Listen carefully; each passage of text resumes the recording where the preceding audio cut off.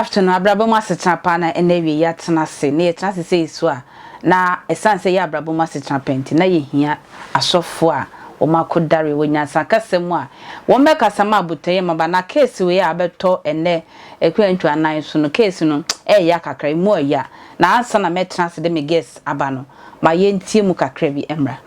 gen krokroma ntie ya me ba ya ne se Peter J ye ne wo ho ane nyame andom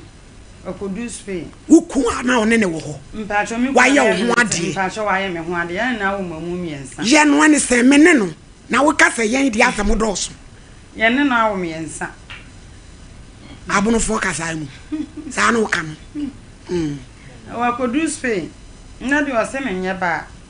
oja me kwa umo adwamare me mo adwaman unye hweba me nkobo okoro no me nkodi nsekuro me nkotu kakese bi ma no se bia matu yakanti ese de kese wadu spenti wa yiye na wanya pipa wasidan oye japade enti me nye nipa wonani so nti opapa no no de ase no so no opa no manko se papa yin meja o mo se me nye hwe nti o mu nti nyina chi kodi saa enya branse na abra ababia ani nti ne maame so no ne ya bia enene wo fa baako ne osi agina ene o mo de me ko se o mo agya me na beba ne maame ne so edikness Church of Pentecost kwakuda krum sampa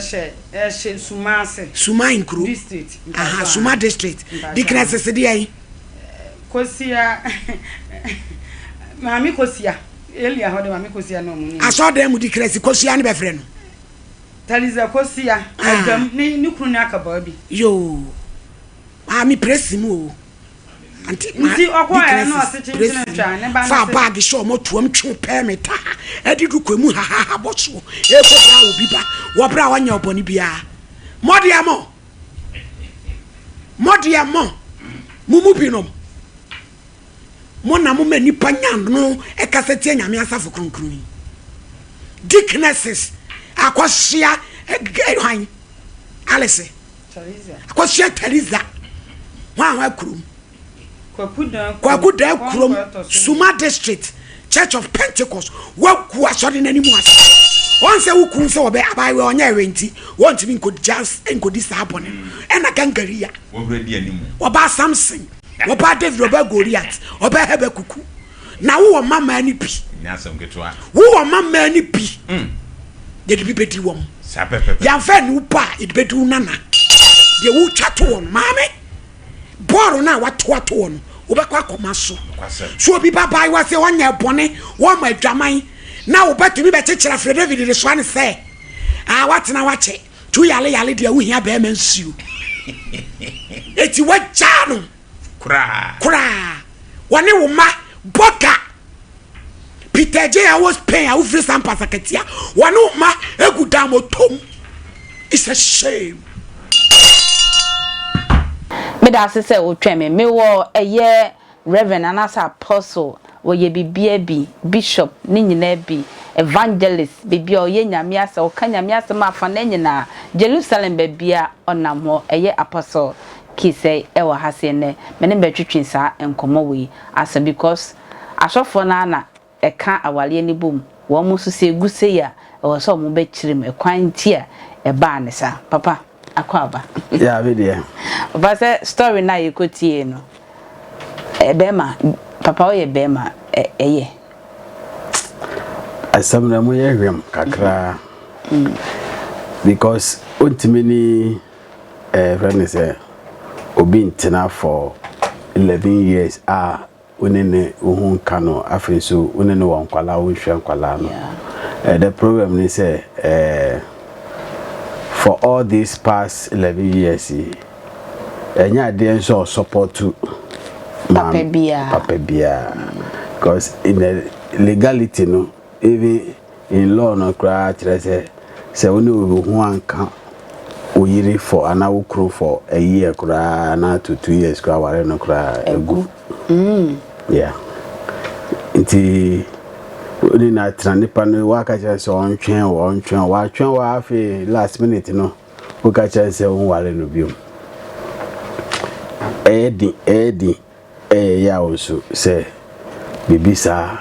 etimiesi aka initial na onim se wontimi nware no within 1 year 2 years na I said to me money ya away yes awade no intimi maso till you cannot waste any or waste any time sa nti anka ojan ntema aka bia no anya obi nso a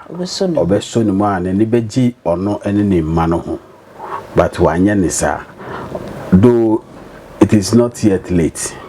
Are you sure, Daddy? Yeah, it's not yet late. Because you see, a member no be a kowale no say obanu on mape. No e depending ni pano, e depending ni pa. Nye member bia na empo bia oniba. Obi wo ha bia na onu su wonkwala dada. E bia mame no wonkwala mienu, onu su wonkwala mienu. Onbetimi awara mana yeye. Se na bia onbetimi atiti nkwala no. It happens. Obi wo ha no wonkwala 4. We so ma for mo ware na kambom na ye 8 no ma sa wo bi aka ho e bi ma wo be se 3 and 4 aka ho na aye 12 na se so mo ko no mo ko no because mi kura meka say before papa be ware me maame no won kwala dada o won kwala be 4 dada me maame so won kwala 4 dada ansa no mo wale first no. Oh, and your face. Yes, and very easy, but it's society no ne so internet so ne. Oh, they also be share internet so I am sharing here. They will share so ne change and share so fra crowd we mon nam oh. But sometimes and you be na e banisa obi wo ha nyame be hu no mobo amana. Nyame e ya na to de be nyame hwa akoma na crowd no. E na bonso obi awo a onya kru sometimes obi nso hwe the way a okura ne ho si fa se na okasa si fa se na ohun ne ho si fa enu nso scare mema no bi mamoko ekire nti obega obi anya 40 years onya kru da bi enye so anya 40 or living in life and afa so senior osisi no so eto de be mema bi wo ha obo hwe oba no cosmetic dress your friend cosmetic dressing or share cosmetic dressing now or we dey meet ntake but sane pounds and how to me approach not to so nyo obi a na sem kan bia ye deep sa na say enyo obi odi ho na say ka bi ba beto so so I say nti memma no bebiro ho mo suro dressing no nti no so ka ho bi nti mo say en dressing ma so mo san suro dressing dey obe dress you but your dress bi wo ha o dress ya na wo ba ope kuro your dress ya dress you cause you super kuro na o dey ahwene akoto chain akoto that one there is different so din nya kan obi it's all count because nipa no who say it scares the person yes or who onye safe yes or who say onye safe either say we a lesbian either say we a prostitute because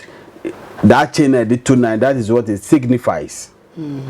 well a general masa ni ama me no we nti obi hu say oba bi di cheers 29 wa bone na so be say bebere wa bone ne hwan no obi hu sa nipa no suro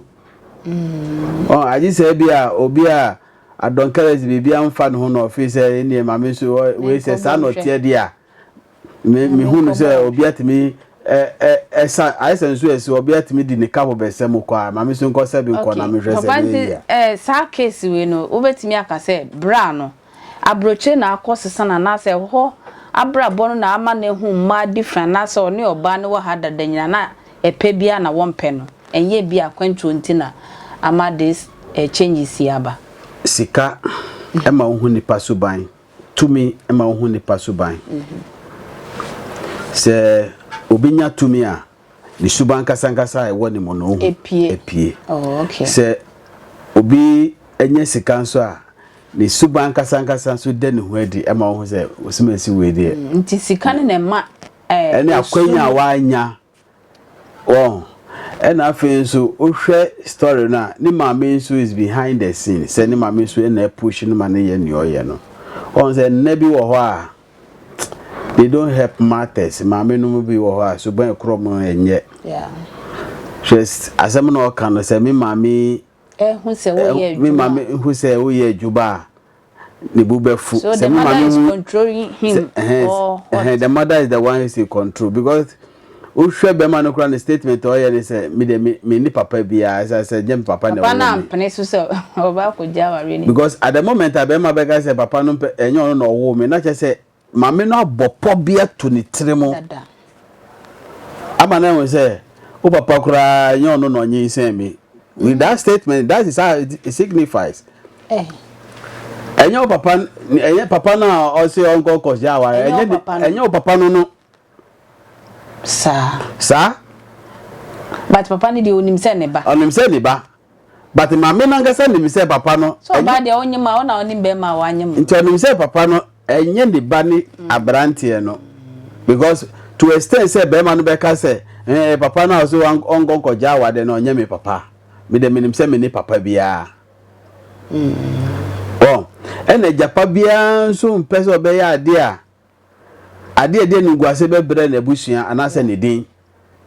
Because papa no hunu se nie ne ba no ye no enye na sa ade na ne ba no ye no eye de numie be de be bra be busua no. Papa we eye numie. Yes. How? Me pe de de na ye me pe de a obi a won't what me atwen for wasting the time of the person. If you cried living good years, why wasting the time? And yes, say wa fa we chi akoye bone bi. Well, and I say bi wakobo krono and I say wakofa ke bi and aba say de bia wo tua ne ho ka. Say wo tua ne pa ne ho ka de bia na wo hu so ni so mfa so de a. And the o jana because of enu to me jana man ye. And I say what is say oni be ma bi na nam. And I say, Wakofanyi Sembi. Oh, who alright is out to me, Jano. But this kind of things, I did be a negative via who such a character around that lady now. And when you say, Ujano, because Nimami who say it's a competition between the mother and the girl. They can be saying spiritual and Nimami. In fact, some so the old because spiritual kid. That's a papa any spiritual. Now say yes, I say my manage them no to say. Waware ne ba no. We been say ya brocheri nti say an when ya boga woni fie. But when ya boga wo fie at least ma unana no mu nso e. Nkola miensa. No. Enye ba ku 3 papa bi. Won. Nti unana no mu nso se oba no na wo mpese oba no hwe na unana no mu nso e. Ena ji omo ko tan wo nchen. So I say, na chese o pa chese mama no na sene mmade e wo mpe. But san kola ya reject of san kola we ya na da chombe nipa. Na papa nti eye good say wo ba na be ma bi betimi agiwe si wo say twen me na me kwa abrochira ba because a lot of ladies this it's a happy yes sir man ye team me man assessor because I know din akwancho mu nsem ye ni akwancho mu nsem de onim ne ebesi because on to kwan da ya office nipa no call ya not iska so and as o call na ko form ska baby ti so wa won kan ya adwuma ho ye di ma wo no otu kwan so ta de be na adwuma ho ye di ma wo enye ni peyin na no mutu kwan ya mo call ya no mo ye adwuma ebetuna take obi be 3 years 4 years kana ebia hand to mouth nkwa ebia obi beye we mamiji $1 je $2 sa nyama no ana lebra work bia pa wa ha yenko sua concrete yenko pack obi nyama yenko prapro obi fie sa nyama no happy say na ohunu wo Ghana am sa so na okọ otu kwa yet me happy until say bia nyame beye wa domo a we kwa pie ba bia obenye adwuma bia de bia be de benya kono wanya o daily bread obi so abi okọ ya na adwuma no say ready ka dada e twen no oh nti enye obia na okọ ya na bibie ye oh nti se nyame aboa na ebi at least kwan bi ebie kakra ma wa hwe nkwala no na hwe oba no enye kura no